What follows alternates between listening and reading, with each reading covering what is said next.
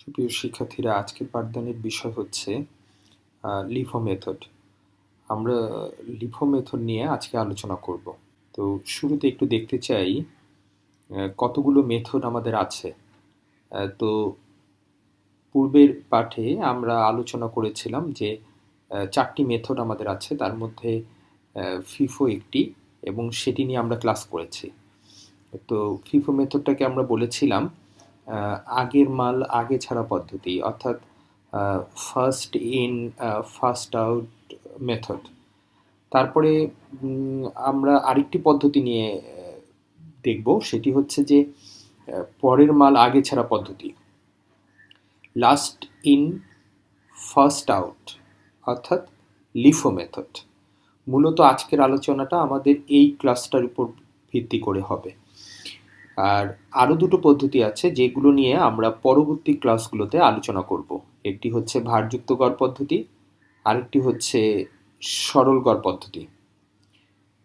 এখন আমরা পরের মাল আগে ছাড়া পদ্ধতি, অর্থাৎ লাস্ট ইন ফার্স্ট আউট, এই লিফো পদ্ধতি বলতে আমরা কি বোঝাচ্ছি সেটি নিয়ে একটু কথা বলবো, যে লিফো পদ্ধতিটি আসলে কি, এটি কিভাবে কাজ করে, গুদামে পণ্য সংরক্ষণের ক্ষেত্রে লিফো পদ্ধতিটা কতটা কার্যকরী, আর লিফো পদ্ধতি রাখলে আমরা কি কি সুবিধা পাচ্ছি, লিফো পদ্ধতি রাখলে আমরা কি কি অসুবিধা পাচ্ছি, এই পুরো প্রক্রিয়াটা নিয়ে আমাদের আজকের ক্লাসটি হবে। তো দেখি যে আসলে লিফো পদ্ধতি কি এবং এর উপকারিতা কি, প্রয়োজনীয়তা কি, সেগুলো নিয়ে আমরা কথা বলবো। তো জেনে নেওয়া যাক লিফো পদ্ধতির সংজ্ঞা। লিফো পদ্ধতি সংজ্ঞাটা কি বলা আছে দেখে নিই। বলল, এ পদ্ধতিতে মাল ইস্যু করার ক্ষেত্রে সর্বশেষ ক্রয়ের দরে ইস্যুকৃত মাল বা পণ্যের মূল্য নির্ধারণ করা হয়। এ পদ্ধতিতে মাল ইস্যু করার সময় সর্বশেষ ক্রয়ের দরে ইস্যুকৃত মাল বা পণ্যের মূল্য নির্ধারণ করা হয়। আমি একটু মার্ক করে দেখাচ্ছি তোমাদের। এই পদ্ধতিতে মাল ইস্যু করার ক্ষেত্রে সর্বশেষ ক্রয়ের দরে ইস্যুকৃত মাল বা পণ্যের মূল্য নির্ধারণ করা হয়। সর্বশেষ ক্রয়ের দর অর্থাৎ আমরা দুটো পণ্য কিনেছি, একটা কিনেছি 5 টাকা করে আর একটা কিনেছি 6 টাকা করে। সেক্ষেত্রে প্রথম পণ্যটা 5, পরের পণ্যটা 6। আমরা পরে যে পণ্যটা কিনেছি 6 টাকা করে সেটাকে আগে ইস্যু করব, তারপর আমরা 5 টাকা করে যে পণ্যটা কিনেছি সেটা ইস্যু করব। খুব পরিষ্কার করে বলেছে। আমরা যদি আমার আগের ক্লাসটা তোমরা যদি একটু ফলো করো তাহলে দেখতে পাবে বলা হয়েছে যা ফিফো পদ্ধতির বিপরীত। অর্থাৎ আমরা ফিফো পদ্ধতিতে কি করেছিলাম, আগের পণ্যটি আগে ছেড়েছি আর পরের পণ্যটা পরে ছেড়েছি।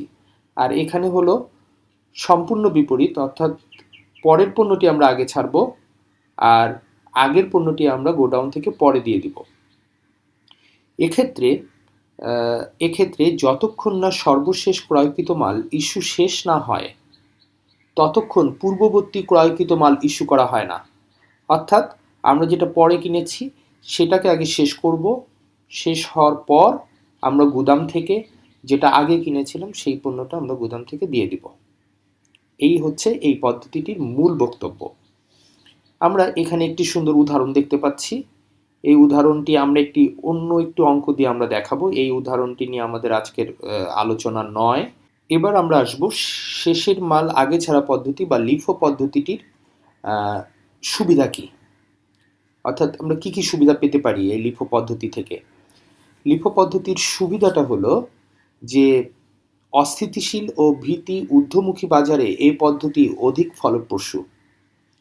আচ্ছা, অস্থিতিশীল ও ঊর্ধ্বমুখী বাজার দুটো প্রেক্ষাপট। একটা হচ্ছে অস্থিতিশীল। অস্থিতিশীল বলতে কি বুঝি, বারবার দাম ওঠানামা করছে, ওঠানামা অর্থাৎ একবার বাড়ছে একবার কমছে, বাজারে কোনো কন্ট্রোল নেই, অর্থাৎ নিয়ন্ত্রক ব্যবস্থাগুলো কার্যকরী ভূমিকা রাখছে না, তখন আমরা তাকে বলছি অস্থিতিশীল বাজার।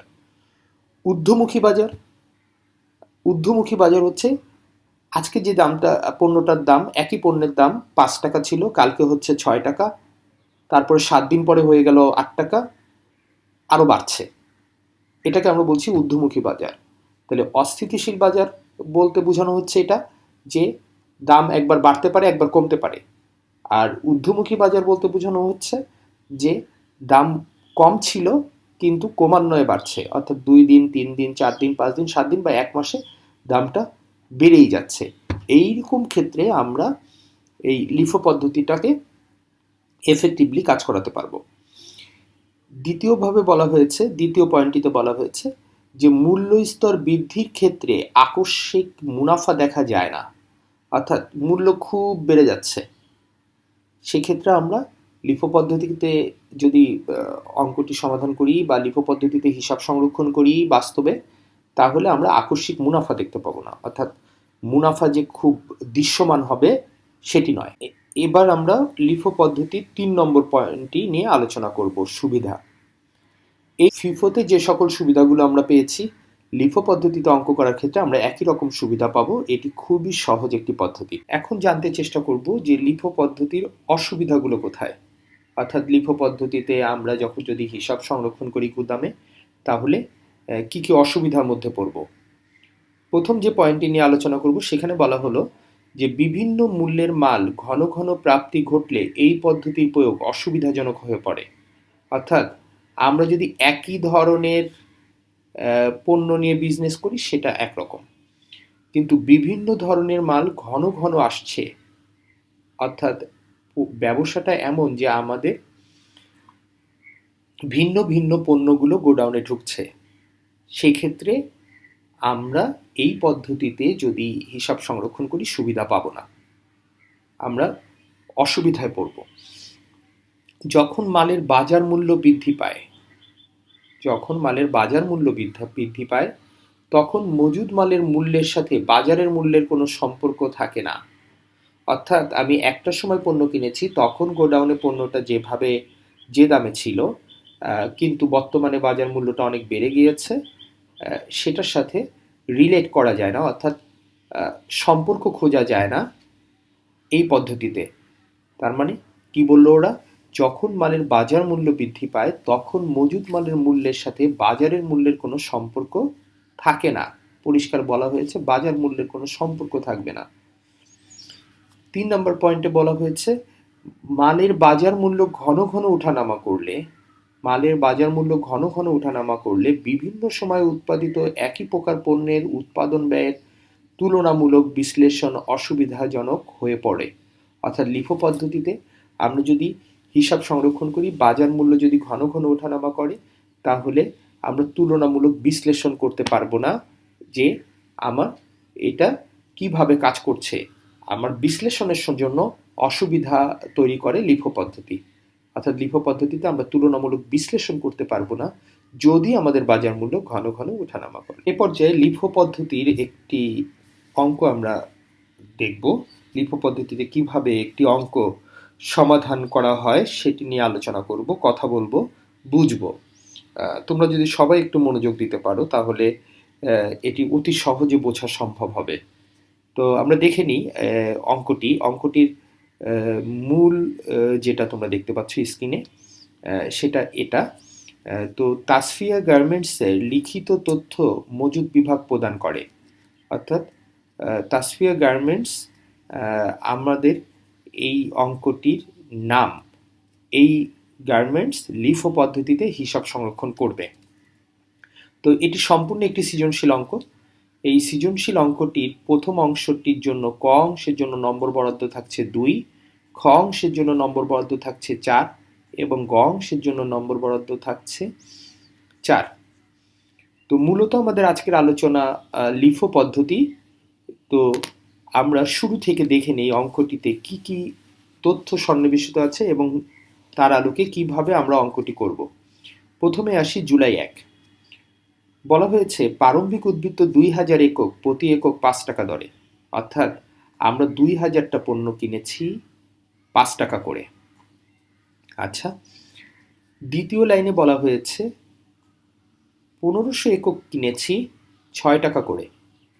আচ্ছা, এবার দেখব আমরা পণ্য কিছু ইস্যু করেছি, চলে গেল 1800 একক।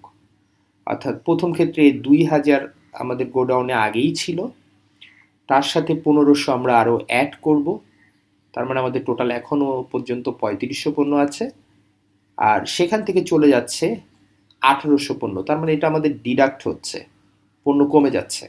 জুলাই 12 তারিখে আমরা আরও কিছু পণ্য কিনেছি, সেটা 1000, তার মানে এটি আমাদের অ্যাড হচ্ছে। 15 তারিখে বিনষ্ট মাল, বিনষ্ট মাল বলতে আমরা বুঝাচ্ছি যে আমাদের গোডাউনে যতগুলো পণ্য ছিল সেখান থেকে আমাদের কিছু পণ্য নষ্ট হয়ে গিয়েছে কোনো কারণবশত। সেই নষ্টের কারণগুলো নিয়ে আমরা পূর্ববর্তী ক্লাসে কিছুটা বলেছি কথা। যদি তোমরা ওই ক্লাসটি একটু দেখো তাহলে বুঝতে পারবে। আমি আরেকবার সুবিধার জন্য বলে দিচ্ছি, বিনষ্ট মাল বলতে আমরা বুঝাচ্ছি যে কোনো একটি পণ্য গোডাউনে থাকা অবস্থায় বৃষ্টিতে ভিজে নষ্ট হতে পারে, ময়দা নষ্ট হয়ে যেতে পারে, তাহলে তো ওটা বিক্রি করা যাবে না। এমন হতে পারে চাল আছে, ইঁদুর কেটে দিয়েছে গোডাউনে, তাহলে সেটা নষ্ট হয়ে যেতে পারে। এমন হতে পারে যে আগুন লেগেছে গোডাউনে, তাহলে পণ্য একাংশ পুড়ে গিয়েছে, তাহলে নষ্ট হতে পারে। বিনষ্ট মাল আমাদের এই গার্মেন্টসের ক্ষেত্রে 100 একক।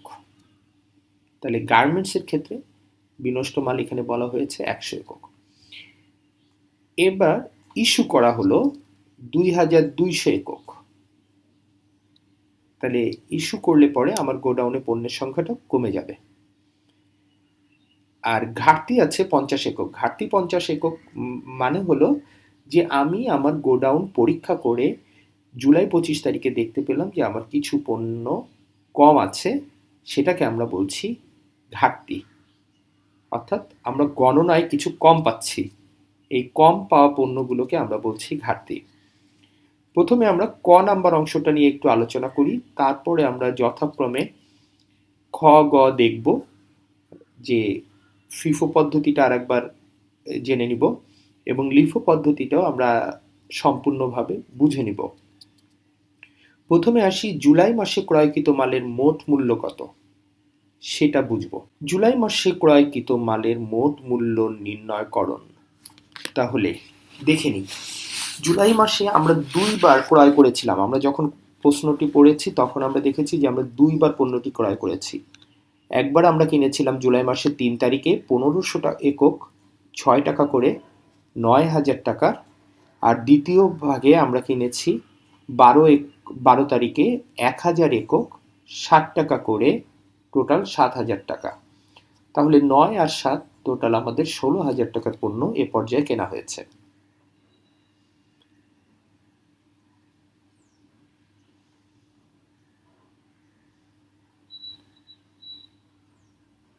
এবার আমরা পূর্বের ক্লাসে ফিফো পদ্ধতিটি নিয়ে কথা বলবো, পরবর্তী পর্যায়ে আমরা লিফো নিয়ে কথা বলবো। তো আমরা আগেই জেনেছি ফিফো পদ্ধতিটা কি। তো ফিফো পদ্ধতিতে আমরা বলেছিলাম যে যে পণ্যটি আমাদের আগে আসবে সেই পণ্যটি আমরা গোডাউন থেকে আগে দিয়ে দিব, আর যে পণ্যটি আমাদের পরে আসবে সেটি আমরা গোডাউন থেকে পরে দিয়ে দিব। তো এই ছিল আমাদের ছক বা কাঠামো। এই কাঠামোর মধ্যে মূলত গুরুত্বপূর্ণ অংশ একটি হচ্ছে ক্রয়, দ্বিতীয় অংশটি হচ্ছে ইস্যু বা নির্গমন, তৃতীয় অংশটি হচ্ছে উদ্বৃত্ত। আচ্ছা, জুলাই 1 তারিখে আমরা দেখে নিই, আমাদের কোশ্চেন ছিল সেখানে আমরা পড়ে এসেছি, যে কারণে আমি আবার কোশ্চেনটা দেখাচ্ছি না, আমরা একটু খেয়াল করব। জুলাই 1 তারিখে আমাদের প্রারম্ভিক উদ্বৃত্ত ছিল 2000 একক 5 টাকা করে 10,000। এটি যদি কোনো নতুন প্রতিষ্ঠান হয় তাহলে এই প্রারম্ভিক উদ্বৃত্ত কথাটি থাকবে না। অর্থাৎ ব্যবসা যখন একেবারে শুরু হবে তখন আমি যদি কারো কাছ থেকে কোনো লেনদেন আগে না করে থাকি তাহলে এখানে কোনো উদ্বৃত্ত থাকার কোনো প্রশ্নই নেই। ব্যবসাটা একেবারে নতুন হলে প্রারম্ভিক উদ্বৃত্ত থাকবে না। আর ব্যবসাটা যদি পুরাতন হয় তাহলে এখানে পরিমাণের ঘরে এই প্রারম্ভিক উদ্বৃত্ত থাকবে, হারের ঘরে টাকা থাকবে এবং যথাক্রমে মূল্য থাকবে। জুলাই 3 তারিখে আমরা আসব। আমরা কিছু পণ্য গ্রহণ করেছি 1500 একক 6 টাকা করে, টোটাল 9000 টাকা। তাহলে 2000 একক আগেই ছিল, নতুন করে যুক্ত হলো আরও 1500 একক, তাহলে টোটাল হলো 6 টাকা করে 9000 টাকার পণ্য। এ পর্যায়ে 5 তারিখে আমরা যাব। আমাদের প্রশ্নে বলা হয়েছিল যে আমরা 1800টা পণ্য এবার দিয়ে দিব, চাহিদা অনুযায়ী আমরা 1800টা পণ্য দিয়ে দিব। তাহলে 1800টা পণ্য 5 টাকা করে যদি দিয়ে দিই তাহলে আমরা দিব টোটাল 9000 টাকার পণ্য। এখন ফিফো পদ্ধতিতে কি করা হয় সেটি হলো যে আমাদের যে প্রথম পণ্যটি আছে সেটি আগে গোডাউন থেকে যাবে। প্রথম পণ্য গোডাউনের 3 তারিখের পণ্য গোডাউনে ছিল 2000টি, তাহলে 2000 থেকে 1800টা পণ্য চলে যাবে। পরবর্তীতে যদি কোনো কিছু দরকার হয় তাহলে এই 1500 থেকে যাবে। আরেকবার বলছি, 2000 থেকে, শিক্ষার্থীরা খেয়াল করবে, 2000 থেকে 1800টি পণ্য চলে যাবে। তাহলে 2000 থেকে 1800টি পণ্য চলে গেলে ফিফো পদ্ধতি আলোচনা করছি, 200 একক থাকবে। আর নিচের যে 1500 পণ্য আছে, 1500 পণ্যের পুরোটাই এখানে থেকে যাবে। আচ্ছা, এ পর্যায়ে আমরা 12 তারিখে যাব। 12 তারিখে যাবার সময় আমাদের অবশ্যই খেয়াল করতে হবে যে আমাদের 5 তারিখে ঠিক কি পরিমাণ গোডাউনে পণ্য আছে। 5 তারিখের গোডাউনটা আমি বোল্ড করে দিচ্ছি, তোমরা একটু দেখবে। 5 তারিখে গোডাউনে আমাদের 2টো পণ্য আছে, 2 রেটে কেনা পণ্য আছে। এই 2 রেটে কেনা পণ্য নিয়ে আমরা 12 তারিখে আলোচনায় যাচ্ছি। 12 তারিখে আমরা পণ্য কিনেছি 1000টি, 60 টাকা করে, টোটাল 7000 টাকার পণ্য কিনেছি। তাহলে ইতিমধ্যে আমাদের এই দুটো পণ্য গোডাউনে ছিল, এই দুটো পণ্য আমাদের গোডাউনে ছিল, তার সাথে যুক্ত হয়েছে আমাদের নতুন করে এই 1000টি পণ্য, যেটা একটু আগে আমরা কিনেছি। তাহলে 1000 গুণন 7 সমান 7000 টাকার পণ্য টোটাল হলো, এখানে নতুন করে যুক্ত হলো। তাহলে 200টা পণ্য 5 টাকা করে 1000, 1500টা পণ্য 6 টাকা করে 9000, আর ইতিমধ্যে যুক্ত হলো 1000টা পণ্য 60 টাকা করে 7000। এবার 15 তারিখের পণ্য, কিছু পণ্য বিনষ্ট হয়েছে, 100টা পণ্য বিনষ্ট হয়েছে, 5 টাকা করে হয়েছে 500 টাকার। ভালো কথা। এক্ষেত্রে আমাদের সব সময় খেয়াল রাখতে হবে ফিফো পদ্ধতির আগের দিনের গোডাউনের অবস্থাটা কেমন আছে সেটি দেখে আমাদের এখানে সেট করতে হবে। আমরা যদি 12 তারিখে গোডাউন খেয়াল করি, 200টা পণ্য আছে, 1500টা পণ্য আছে, 1000টা পণ্য আছে। তাহলে এক্ষেত্রে আমাকে এই 200টা পণ্য থেকেই 100টা পণ্য নিতে হবে, কারণ এটি ফিফো পদ্ধতি, অর্থাৎ প্রথম পণ্যটা থেকে আমাদেরকে কমাতে হবে। তাহলে এটা 100টা পণ্য কমে গেল। তাহলে পরের দুটো পণ্য যথারীতি রয়ে গেল, 1500 এবং 1000, এবং আমরা এখানে দামগুলো লিখেছি। এখানে সুন্দর করে বলে দিয়েছে মন্তব্যের ঘরে, বিনষ্ট পণ্য ইস্যু হিসেবে গণ্য হলো। এবার আমরা 20 তারিখে যাব। 20 তারিখে বলা হয়েছে যে আমরা আরও কিছু পণ্য চাহিদা অনুযায়ী সরবরাহ করছি, চাহিদাপত্র। খেয়াল করবে শিক্ষার্থীরা, একবারে ওরা কিছু পণ্য ইস্যু করেছে, সেটি হলো 2200 পণ্য ওরা ইস্যু করেছে। ওরা 2200 পণ্য সর্বমোট ইস্যু করেছে, যেটা এখানে বলা আছে, কোশ্চেনে বলা আছে যে 2200 পণ্য ওরা ইস্যু করেছে। তাহলে 2200 পণ্য ইস্যু করলে গোডাউনে আমাদের প্রায় সব ধরনের পণ্য থেকেই এই পণ্যটা দিতে হবে। গোডাউনে যদি চিন্তা করি, প্রথম পণ্যটা হচ্ছে 100, দ্বিতীয় পণ্যটা হচ্ছে 1500 এবং তৃতীয় পণ্যটা হচ্ছে 1000। তাহলে আমরা যদি 2200 পণ্য দিতে চাই, প্রথমে এই 100টা পণ্য যা আমি পুরোপুরি দিয়ে দিব, তারপরে আমি 1500টা পণ্য দিয়ে দিব, 1500 আর 100 1600 হলো, আর নিচের থেকে এই 1000 থেকে আমরা দিয়ে দিব 600টা পণ্য। তাহলে 1600 আর 600 সর্বমোট 2200 পণ্য হয়ে গেল। তাহলে প্রথম পণ্যটা পুরোপুরি শেষ, দ্বিতীয় পণ্যটা গোডাউন থেকে পুরোপুরি শেষ 1500 পণ্য, তৃতীয় পণ্য যেটা 1000টা আছে সেখান থেকে 600টি পণ্য চলে গেলে আমাদের গোডাউনে থাকবে 400টা পণ্য, এত টাকা করে। এবার আমরা 25 তারিখে ঘাটতি পড়ব। ঘাটতি কথাটি তখনই আমাদের প্রশ্নে উল্লেখ থাকবে যখন আমরা আমাদের গোডাউন থেকে পণ্যের সংখ্যা কম পাবো। অর্থাৎ গোডাউনে পরীক্ষা করে দেখা গেল গোডাউনে 25 তারিখে 20 তারিখে থাকার কথা 400 একক, 25 তারিখেও তাই থাকার কথা যদি কোনো লেনদেন না হয়, কিন্তু 25 তারিখের পরীক্ষা করে দেখা গিয়েছে গোডাউনে যে 350 একক আছে। তাহলে যিনি গোডাউন পরীক্ষা করলেন, গণনা করলেন, তিনি দেখতে পেলেন যে 350 একক আছে, থাকার কথা ছিল 400 একক। তো 400 এককের জায়গায় যদি 350 একক থাকে, সেক্ষেত্রে তোমাদের প্রশ্নপত্রে বলে দিবে যে 50 একক ঘাটতি, এবং এই ঘাটতিকে আমরা ইস্যুর ঘরে লিপিবদ্ধ করব। আমরা ঘরটার দিকে আরেকবার একটু লক্ষ্য করি, আমরা ইস্যুর ঘরে এই ঘাটতিকে লিপিবদ্ধ করব। তাহলে 50টা একক ঘাটতি, আমাদের গোডাউনের সর্বশেষ দাম আছে 60 টাকা, তাহলে 60 টাকা করেই আমরা 350 টাকা পণ্য ইস্যুর ঘরে লিখব। তো যথারীতি 400 থেকে যদি 50টা পণ্য চলে যায়, থেকে যাবে 350টি পণ্য, 7 টাকা করে, 2450। আর আমরা মন্তব্যের ঘরটিতে সুন্দর করে লিখে নিব যে ঘাটতি পণ্য ইস্যু হিসেবে গণ্য করা হয়েছে। শিক্ষার্থীদের উদ্দেশ্যে একটি কথা বলতে চাই, আমরা মন্তব্যের ঘর ব্যবহার করার ক্ষেত্রে খুব প্রয়োজন হলেই ব্যবহার করব, যেখানে প্রয়োজন নেই সেখানে অযথা মন্তব্য দিয়ে আমরা সময় নষ্ট করব না, এবং তাতে করে তোমাদের ভুল হলে নম্বর কাটা যাবে। এবার আমাদের আজকের পাঠদানের মূল বিষয়বস্তু লিফো নিয়ে আলোচনা করব। লিফো পদ্ধতিতে আমরা বলেছিলাম যে পদ্ধতিতে পণ্যটি পরে এসেছে সেটি আগে গোডাউন থেকে যাবে, আর যে পণ্যটি আগে এসেছে সেটি পরে যাবে। আমি আবার বলছি, এই পদ্ধতিতে, লিফো পদ্ধতিতে যে পণ্যটি পরে এসেছে সেটি আগে যাবে, যে পণ্যটি আগে এসেছে সেটি পরে যাবে। যথারীতি ছকের গাঠনিক কাঠামো একই রকম থাকছে, প্রাপ্তি থাকছে, ইস্যু থাকছে, উদ্বৃত্ত থাকছে। অঙ্কটি দেখে নেই। জুলাই 1 আমাদের প্রারম্ভিক উদ্বৃত্ত ছিল যথারীতি 2000 একক, 5 টাকা করে, 10,000। জুলাই 3 আমরা গ্রহণ করেছি আরও 1500 একক, 6 টাকা করে, 9,000।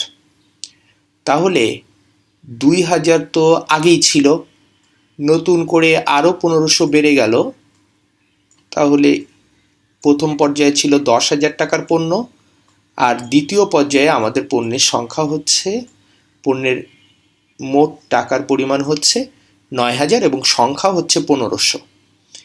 আমরা যদি লক্ষ্য করি, গোডাউনে 5 টাকা রেটের পণ্য আগেই ছিল, নতুন করে গোডাউনে 6 টাকা রেটের পণ্য এসেছে। এটা খেয়াল রাখবে পরবর্তী লেনদেনটা করার জন্য। অর্থাৎ আমি যদি 5 তারিখের কোনো লেনদেন করি, তাহলে অবশ্যই যেন আমরা 3 তারিখের গোডাউনটা খেয়াল করব, যে 5 তারিখে 3 তারিখের গোডাউনের প্রেক্ষাপটে আমাকে লেনদেনটি করতে হবে। 3 তারিখের গোডাউনে যেভাবে আমার তথ্যগুলো থাকবে, 5 তারিখের গোডাউন থেকে আমি সেইভাবে তথ্যগুলোকে সন্নিবেশিত করব। 5 তারিখে আমরা দেখতে পাচ্ছি যে আমরা চাহিদা আছে আমাদের কিছু পণ্য, অর্থাৎ আমাদের কাস্টমার বলি বা অন্য যেভাবেই বলি না কেন, যে আমাদের গোডাউনে কিছু অর্ডার এসেছে, যে গোডাউন থেকে কিছু পণ্য দিয়ে দিতে হবে, অর্থাৎ গোডাউন থেকে চলে যাবে কিছু পণ্য। এক্ষেত্রে যিনি গোডাউনের হিসাব রক্ষণ আছেন, যিনি বিন কার্ড ফলো করছেন, যিনি মাল খতিয়ান ফলো করছেন, তিনি গোডাউন থেকে পণ্যগুলোকে রিলিজ করে দিবেন লিফো পদ্ধতিতে, অর্থাৎ যেই পণ্যটা পরে এসেছে সেটা। শিক্ষার্থীরা খেয়াল করবে, এখানে 2000 একক এটা আগে এসেছে আর 1500 একক পরে এসেছে। 2000 একক আগে এসেছে, 1500 একক পরে এসেছে। তা আমরা যদি এবার 1800 একক ইস্যু করি, আমি সুবিধার জন্য তোমাদেরকে দেখাচ্ছি, খেয়াল করবে। আমরা যদি এবার 1800 একক ইস্যু করি, তাহলে অবশ্যই 1500 একক আগে চলে যাবে, আর এই 2000 একক থেকে 300 একক যাবে। 1500 একক থেকে যাবে আগে, মানে পুরোটা শেষ হবে, আর 2000 থেকে যাবে পরে 300টা পণ্য। তাহলে 2000 এককের পণ্য থেকে যাবে শুধুমাত্র 1700 একক, 5 টাকা করে, 8,500 টাকা। লিফো পদ্ধতির ক্ষেত্রে আরেকবার একটু বলে দিই, 1500 একক যেটা আমরা পরে কিনেছি সেটি আগে যাচ্ছে, আর 2000 এককের পণ্যটা থেকে পরে যাচ্ছে 300 একক, তাহলে 2000 এককের পণ্য যেটি 5 টাকা করে কেনা হয়েছিল সেটি থেকে যাচ্ছে। এ পর্যায়ে আমরা 12 তারিখের লেনদেনটা খেয়াল করি। 12 তারিখে আমরা আরও কিছু পণ্য কিনেছি 1000 টাকা করে, 1000টা পণ্য 60 টাকা করে 7000 টাকার, তাহলে 1700 পণ্য আগেই ছিল, যেটা আমাদের 5 তারিখে গোডাউন। নতুন করে আমরা 1000টা পণ্য ইন করলো 60 টাকা রেট, তাহলে 5 টাকা রেটের পরিমাণ দাঁড়াচ্ছে 8500 টাকা, আর 60 টাকা রেটের পণ্যের টোটাল দাম দাঁড়াচ্ছে 7000 টাকা। 15 তারিখে আমরা কিছু পণ্য বিনষ্ট দেখতে পাচ্ছি, তাহলে বিনষ্ট হলে 100টা পণ্য যথারীতি বিনষ্ট, আমাদের প্রশ্নে বলা ছিল, আমরা প্রশ্নটি আগেই পড়ে নিয়েছিলাম। 1000টা পণ্য যখনই বিনষ্ট বলবে তখনই আমরা লিফো হলে আমরা শেষ পণ্যটা থেকে এটা কমাবো। শেষের পণ্যের সংখ্যা হচ্ছে 1000, তাহলে শেষের পণ্যের সংখ্যা থেকে যদি 100টি পণ্য কমাই তাহলে থাকবে 900টি পণ্য। আর কোনোভাবেই 1700 পণ্যের কোনো পরিবর্তন হওয়া সম্ভব না, কারণ শুধুমাত্র 100 লেনদেন, 100টি পণ্য বিনষ্ট হয়েছে, তাহলে 100টি পণ্য কমেছে। আমাদেরকে ধরে নিতে হবে 1000টি পণ্য থেকে আমাদের 100টি পণ্য কমেছে, সেক্ষেত্রে এখানে হচ্ছে 900টি পণ্য 60 টাকা করে 6300, আর যথারীতি প্রথম পণ্য যেটি 5 টাকা করে এখানে রয়েছে সেটি ঠিক থাকছে, সেটিতে কোনো পরিবর্তন হচ্ছে না। শিক্ষার্থীরা, এ পর্যায়ে আমরা খেয়াল করি 20 তারিখ। 20 তারিখে আমরা আরও কিছু পণ্য দিয়ে দিলাম চাহিদা অনুযায়ী। তো চাহিদা অনুযায়ী দিয়েছি হলো টোটাল 2200 পণ্য। এখানে আমরা টোটাল দিয়েছি 1300 আর 900 2200 পণ্য কোশ্চেনে বলা আছে। তো যদি এই 2200 পণ্য আমরা দিয়ে থাকি, তো শেষের পণ্যটা আগে দিব 900 একক। এ পর্যায়ে 1700 একক থেকে আমরা 1300 একক দিয়ে দিব। 1700 একক থেকে আমরা 1300 একক দিয়ে দিব, তাহলে 900 দিলাম। 900 দেওয়াতে আমাদের টোটাল 2200 হলো না, তাহলে 2200তে আমাদের আরও প্রয়োজন 1300 একক। 1300 একক দিয়ে দিব 1700 একক থেকে, তাহলে 1700 একক থেকে যাবে 400 একক, 5 টাকা করে 2000 টাকার। সর্বশেষ খেয়াল করব, আমরা ফিফো পদ্ধতিতেও দেখেছি কিছুক্ষণ আগে যে কিছু পণ্য ঘাটতি ছিল, তাহলে 400টি পণ্য থেকে যদি 50টি পণ্য ঘাটতি থাকে, তাহলে 400 থেকে 50টি পণ্য চলে গেলে আমাদের থেকে যাবে যথারীতি গোডাউনে 350টি পণ্য 5 টাকা করে 1750। আমরা মন্তব্যের ঘরে লিখছি ঘাটতি পণ্য ইস্যু হিসেবে গণ্য, কারণ আমাদের ইস্যু, প্রাপ্তি এবং উদ্বৃত্ত এই 3টি ঘরই আছে। অর্থাৎ ঘাটতি মানে হলো কম পাচ্ছি, অর্থাৎ আমার থাকছে না, পণ্য থাকছে না বা চলে যাচ্ছে বা কোনো কারণে নষ্ট হয়েছে, গোডাউনের কিছু শর্টেজ দেখতে পাচ্ছি। এক্ষেত্রে যেহেতু আমাদের আর কোনো ঘর নেই, আমাদের এই ইস্যু বা নির্গমনের ঘরেই এই তথ্যটি লিখতে হবে, যাতে করে আমরা বুঝতে পারবো। কিন্তু বর্ণনার এখানে যথারীতি আমরা লিখব ঘাটতি, বর্ণনার এখানে লিখব ঘাটতি, কিন্তু ইস্যুর কলামে আমরা এই কাজটি সম্পন্ন করব। মন্তব্য যথারীতি লিখব, যেগুলো প্রয়োজনীয় মন্তব্য আছে সেগুলো লিখব, যেখানে মন্তব্যের দরকার নেই সেখানে মন্তব্য লিখব না। আমরা দেখতে পাচ্ছি অনেকগুলো ঘর আমাদের মন্তব্যের জন্য ফাঁকা রয়েছে, মন্তব্যের জায়গাগুলোতে আমরা লিখিনি, আবার কিছু কিছু জায়গায় আমরা লিখেছি। অর্থাৎ যেখানে আমাদের মন্তব্যের প্রয়োজন হবে সেখানে আমরা লিখব, আর যেখানে দরকার নেই সেখানে আমরা অযথা সময় নষ্ট করব না। তো শিক্ষার্থীরা, আজকের এই লিফো পদ্ধতির কে আমরা আরেকটু সামারাইজ করি। সেটি হচ্ছে যে পদ্ধতিতে আমরা শেষের পণ্যটিকে আগে ছাড়বো এবং আগের পণ্যটি পরে ছাড়বো, সেটিকে আমরা বলছি লিফো পদ্ধতি। আশা করি তোমরা আজকের এই পাঠদানের কার্যক্রমটিতে সম্পৃক্ত হয়েছ, মনোযোগ দিয়ে শুনেছ এবং পুরো বিষয়টি বুঝেছ। তোমাদের যদি কোনো প্রশ্ন থাকে তাহলে কমেন্টস করলে আমি সেই প্রশ্নগুলোর উত্তর কমেন্টস বক্সে দিয়ে দিব, এবং সেখান থেকে তোমরা বুঝতে পারবে যে কিভাবে অঙ্কটি আরও সুন্দরভাবে সুচারুভাবে করা যায়। তবে বাসায় অনুশীলন করলে পরে তোমরা ভালো ফলাফল করতে পারবে।